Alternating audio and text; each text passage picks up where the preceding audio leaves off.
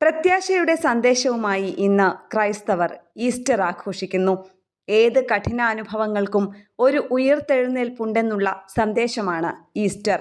വിവിധ ദേവാലയങ്ങളിൽ അർദ്ധരാത്രിയിൽ ഈസ്റ്റർ ശുശ്രൂഷകൾ നടന്നു.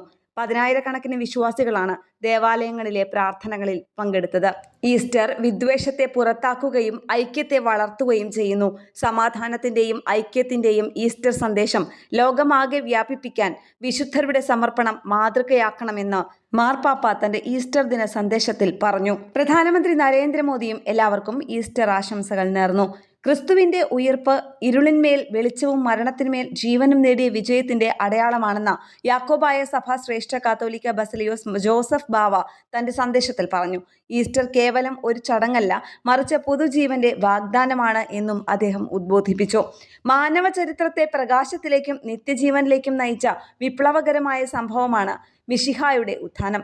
ക്രൈസ്തവ വിശ്വാസത്തിന്റെ ആണിക്കല്ലും അടിസ്ഥാനവും ഈ ഉത്ഥാന രഹസ്യമാണെന്ന് സിറോ മലബാർ സഭ major archbishop Mar Raphael Thattil Easter ദിന സന്ദേശത്തിൽ അനുസ്മരിച്ചു. പശ്ചിമേഷ്യൻ സംഘർഷങ്ങളും യുദ്ധസമാനമായ ഭീതിയും നിലനിൽക്കുമ്പോൾ ഈസ്റ്റർ സമാധാനത്തിന്റെ സന്ദേശമാണ് ലോകമെമ്പാടും പകരുന്നത്.